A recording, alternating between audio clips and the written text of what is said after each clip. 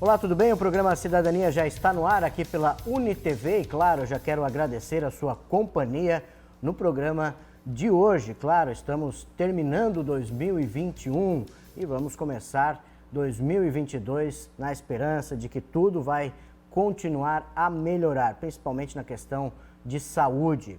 Bom, hoje nós vamos falar mais um tema importante, assunto que interessa, porque o ano que vem é ano de eleição, 2022, todos nós vamos às urnas, e eu recebo hoje o Laércio Menegar Júnior, ele que é consultor político e traz aqui informações sobre comunicação, e também nós vamos tentar aqui pegar alguns pitacos do Laércio sobre questão eleitoral de presidência para a nossa região, para o estado. Laércio, muito obrigado pela presença aqui no programa de hoje, tudo bem? Tudo bem, Eduardo.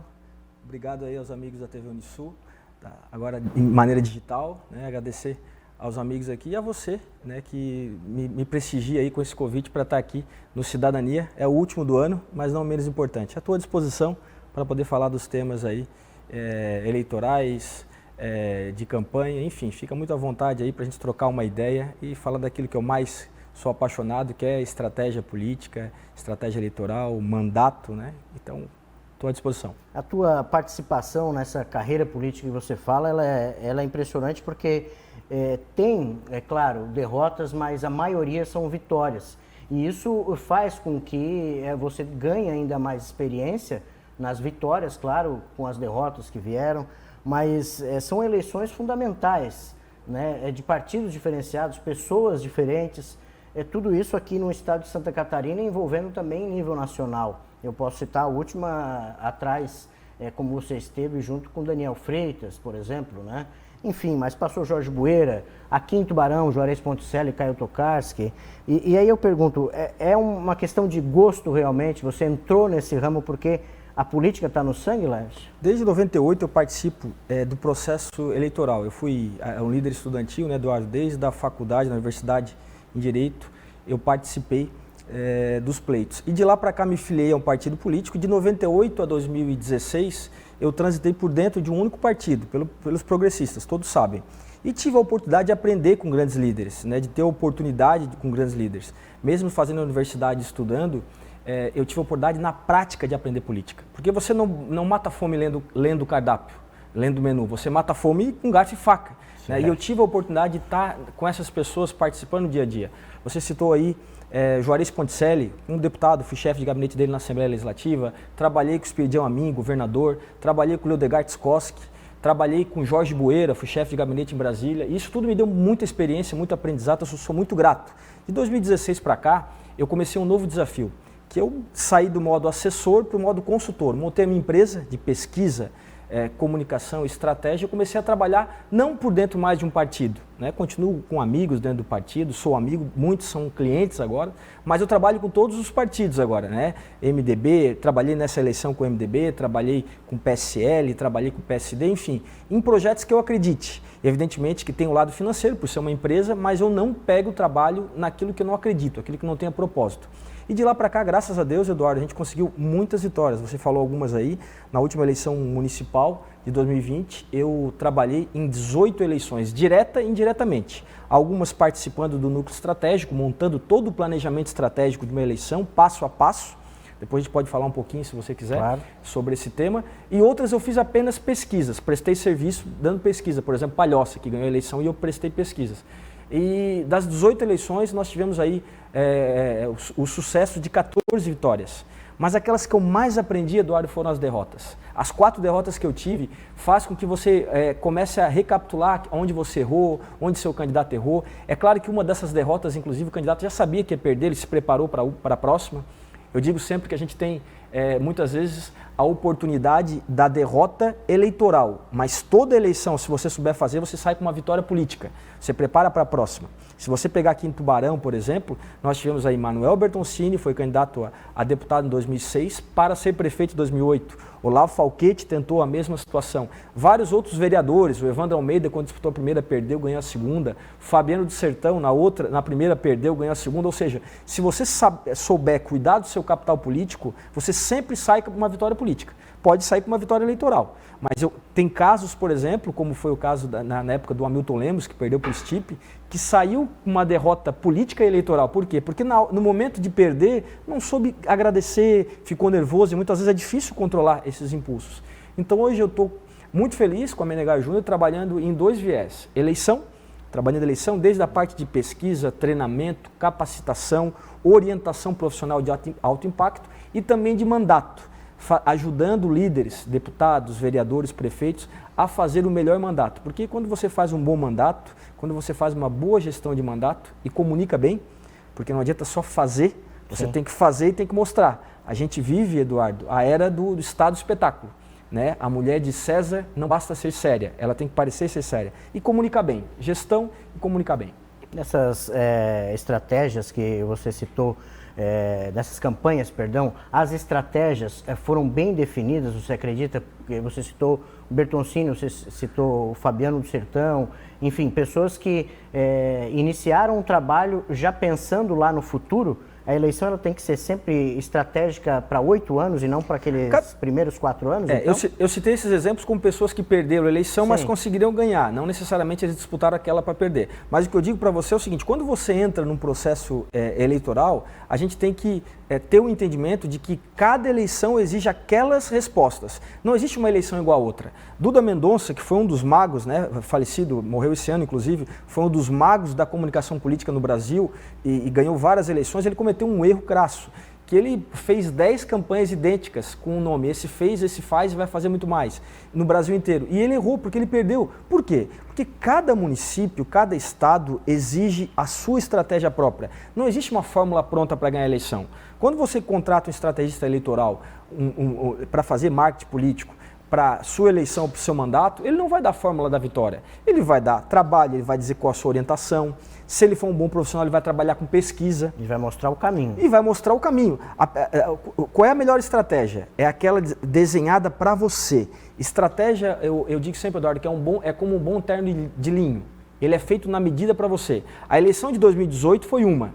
Nós tivemos a eleição, por exemplo, do antipolítico. Bastava em 2018 você tocar pedra no político e ganhava a eleição. Em 2022 vai ser a eleição do preparado. Não vai ser a eleição do antipolítico. Não basta você dizer que político não presta, tal. O eleitor vai prestar atenção, já está prestando atenção mais no conteúdo.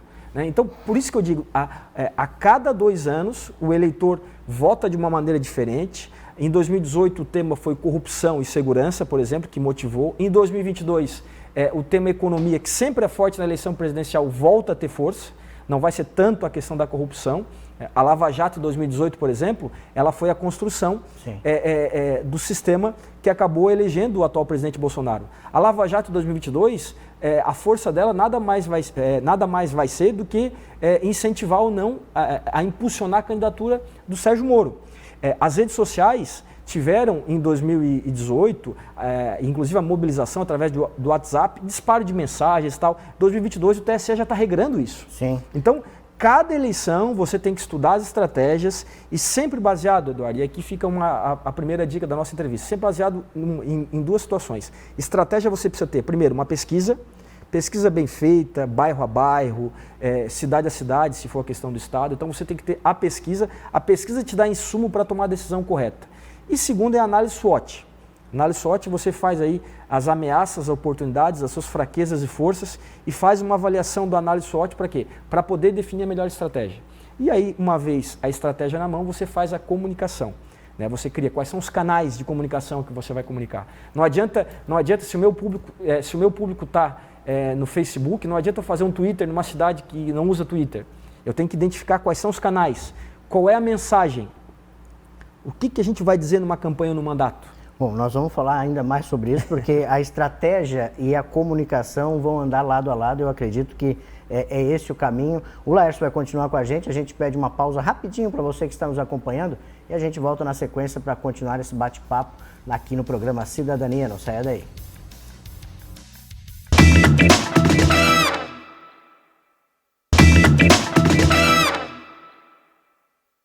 Já estamos de volta com o programa Cidadania aqui pela UniTV e a gente está falando hoje no programa sobre eleições, comunicações. Afinal, o ano que vem, 2022, é ano de eleição. Presidente, governador, deputado federal, deputado estadual. O Laércio Menegas é o nosso convidado, está aqui com a gente. Ô Laércio, antes de aprofundar um pouco aí na gestão, comunicação, aliás, uma frase que tu usa bastante, que não há gestão sem comunicação, né? Mas você é favorável, aí pela tua experiência em eleições, à votação única, a fazer realmente aquela votação de presidente a vereador de 5 anos também? Qual a tua opinião sobre isso? Eu acredito que a unificação das eleições, Eduardo, ela traria ela diminuiria o debate. Por quê? Porque numa eleição presidencial você quase não fala já de governador, de deputado. A eleição presidencial ela baseia todo o processo. As pesquisas que eu faço, eu exercito muito pesquisa no Rio Grande do Sul, Paraná, Santa Catarina, mostra que as pessoas opinam muito sobre o candidato a presidente. Mas dificilmente alguém agora fala sobre a eleição de deputado, fala um pouquinho mais sobre o governador, mas nem chega próximo de presidente.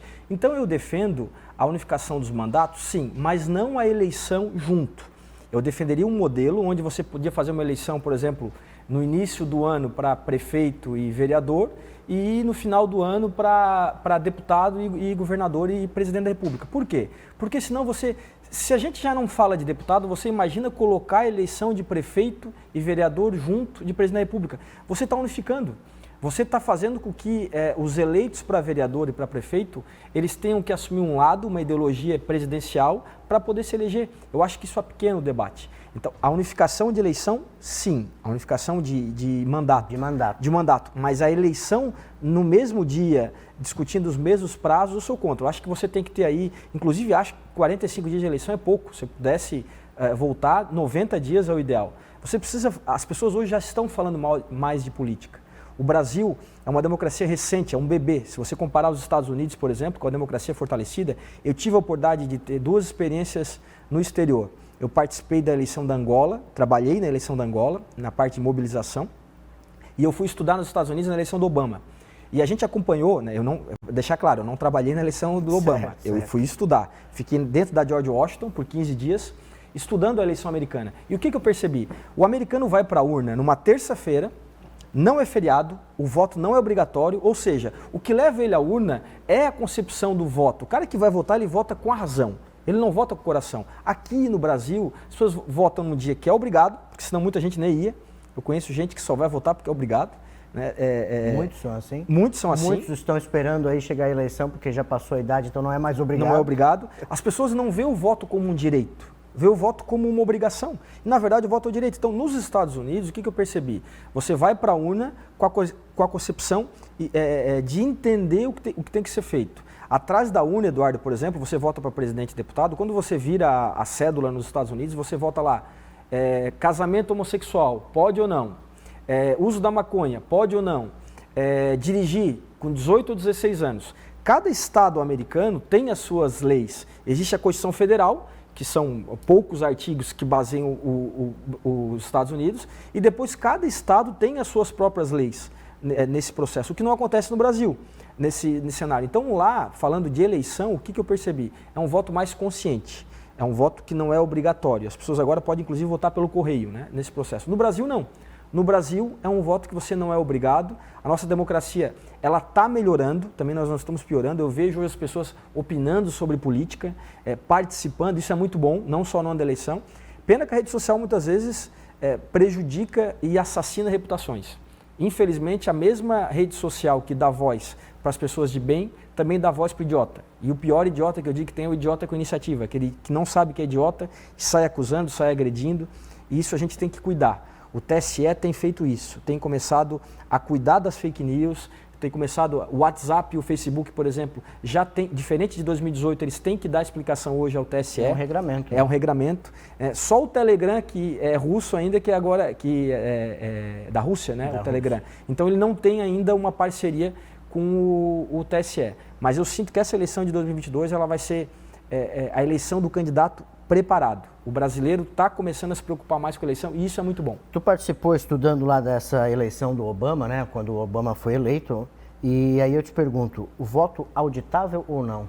Com certeza é auditável. Com certeza. Existe uma diferença muito grande no Brasil e a discussão foi clara. O Espiridião a mim acertou na veia. Se você perguntar para mim se o voto no Brasil é um voto seguro, eu acho que sim. Eu acho que não tem sacanagem na eleição. Agora, se você perguntar para mim se voto auditável, eu vou dizer que não. E dou um exemplo só. Eleição Içara. A eleição Içara para deputado estadual, naquela urna, o deputado Dóia, sumiram aqueles votos. E vamos reclamar para quem agora? Para o Papa? Ele perdeu a eleição porque aquelas urnas do bairro dele sumiram. Então, como é que você pode dizer que a urna é auditável? É diferente você dizer que tem sacanagem, dizer assim, lá em Brasília ou na sede do TSE eles fazem sacanagem para a eleição. Não acredito nisso.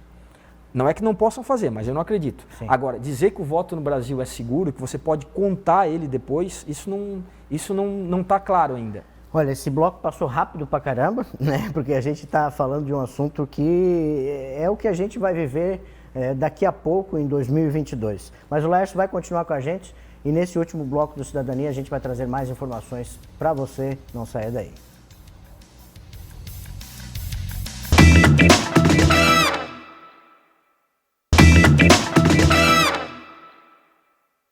De volta com Cidadania, hoje recebendo o Laércio Menegas Júnior, ele que é consultor político, estrategista político aqui de Tubarão e atende a região, enfim, tem uma empresa sobre isso. E essa pergunta que eu vou te fazer pode ser redundante, eu admito isso, mas porque tu trabalha com isso, né?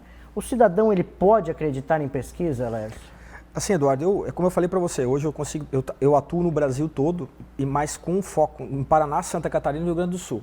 As pesquisas, elas dependem muito do quem contrata, quem faz e do instituto. Assim como toda profissão, nós temos o bom advogado, o advogado que não é legal, nós temos o bom policial, enfim, cada profissão nós temos aqueles que são profissionais, que se dedicam e aqueles que não. Então o instituto de pesquisa não é diferente. Você tem institutos que se prestam a fazer sacanagem, outros que não fazem sacanagem, mas não usam a metodologia correta, não sabem como ir a campo, fazer o sistema de coleta, não treinam os seus. Então hoje eu tenho alguns institutos que eu confio muito para fazer pesquisa. Só que as pessoas confundem o uso da pesquisa, Eduardo. Assim, é interessante essa oportunidade de maneira rápida eu explicar. A pesquisa tem dois viés. Tem as pesquisas de opinião pública, que são as pesquisas que a gente chama de quant, que ela mostra uma fotografia do momento. Certo. Você vê como é que está o Lula, como é que está o Bolsonaro, como é que está o Moisés, como é que está o Jorginho Melo. Essas são as pesquisas quant, que você coloca na opinião pública, que muitas vezes elas motivam ou não a opinião pública, já motivou mais.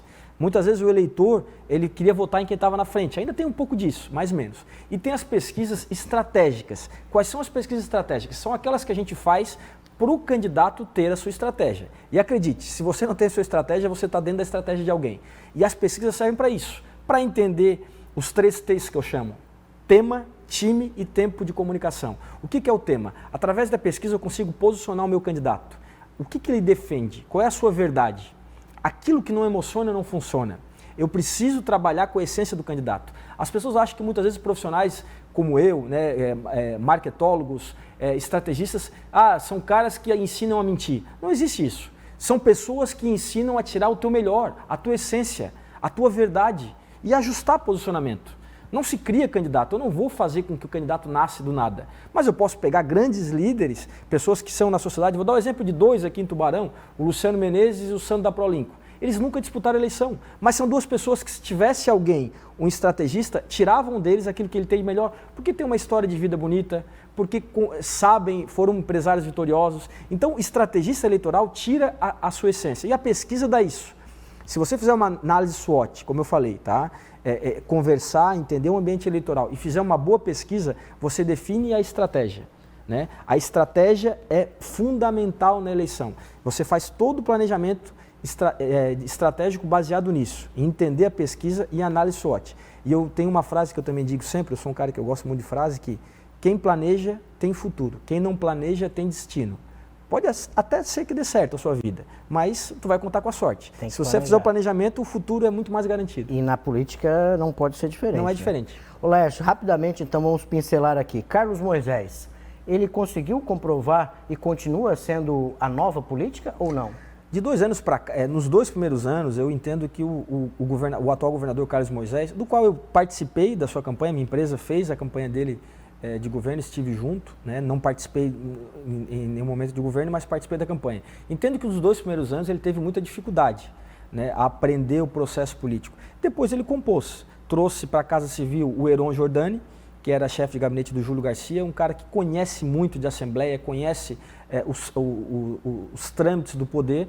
E esse ano foi o ano que o Carlos Moisés, o governador, acertou a casa. Demorou um pouco para aprender, né, meio pouca prática nos 2 primeiros anos, mas depois de 2 processos de impeachment, ele conseguiu acertar a casa, ter um pouco mais de humildade para fazer a construção política, né? E se essas obras todas saírem, que muitas delas estão ainda na conversa, no papel, mas se elas saírem, se chegar ali abril, maio e elas estiverem, né, os motores estiverem roncando, essas obras todas no estado, eu acredito que ele é um player forte, não pode ser desconsiderado, né? E junto com ele tem mais 2 candidatos que eu vejo com grande potencial para a eleição.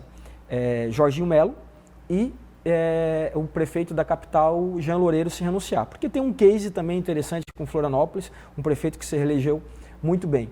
Tem 2 outros que eu acho que iriam muito bem na eleição aqui do Sul, mas que cada vez mais, acredito, Eduardo, que vão ficar sentados na sua cadeira. Juarez Ponticelli tem uma aprovação fantástica. Eu, inclusive, fiz algumas pesquisas aqui na região Sul e ele aparece, às vezes, na espontânea, as pessoas citando. E o outro é o Salvaro, em Criciúma também, que é um player, um líder muito forte, mas eu não acredito que os 2 vão renunciar em abril para disputar a eleição, até porque eles não têm garantia nenhuma de poder estar no pleito eleitoral. E eu não tenho a sua experiência e também deles, mas eu acredito que o Ponticelli só vai conseguir galgar a um espaço fora aqui se mudar o partido, na minha opinião, né? Porque há ali uma hierarquia da família Min, que foi uma prova disso agora. Eu fui do PP há muito tempo e a gente tem uma brincadeira lá dentro que os progressistas, eles têm 2 bardas, como fala minha avó, tem 2 bardas. A primeira é falar mal do Amin e a segunda é obedecer o Amin. E é mais ou menos por aí. Eu também não acredito que ele tenha futuro no PP, não. Se ele quiser algo maior, acho que vai ter que trocar o partido. Vamos encerrando aqui o nosso bloco, mas eu não quero encerrar sem antes perguntar o seguinte. Sérgio Moro tira voto de Bolsonaro ou de Lula? Sérgio Moro é um player que é visto como direita, né? Tem o perfil de herói. O Brasil, nós temos aí o perfil herói e o perfil pai. O Lula é o perfil pai, o Bolsonaro e o Moro é o perfil herói. A eleição de 22, ela pede mais um perfil pai, de homem simples, do que de herói. O Moro tira voto do Bolsonaro. As pessoas dizem que o Moro é a terceira via. O Moro não é a terceira via. O Moro é a segunda via do bolsonarismo. Repito, o Moro é a segunda via do bolsonarismo. As pessoas que são de direita, que entendem esse voto conservador, muitas vezes vêm no Bolsonaro. É claro que aquele 20% de núcleo duro do Bolsonaro nunca vai largar ele. Esse 20% é do Bolsonaro, é firme, tem engajamento nas redes sociais. Ele mostrou no dia 7 de setembro, se tiver que botar esse exército em campo, ele coloca, né? E como colocou. Mas existe uma série de conservadores, eu falo por Santa Catarina, Paraná e Rio Grande do Sul, que tem hoje no Sérgio Moro essa opção de voto, sim.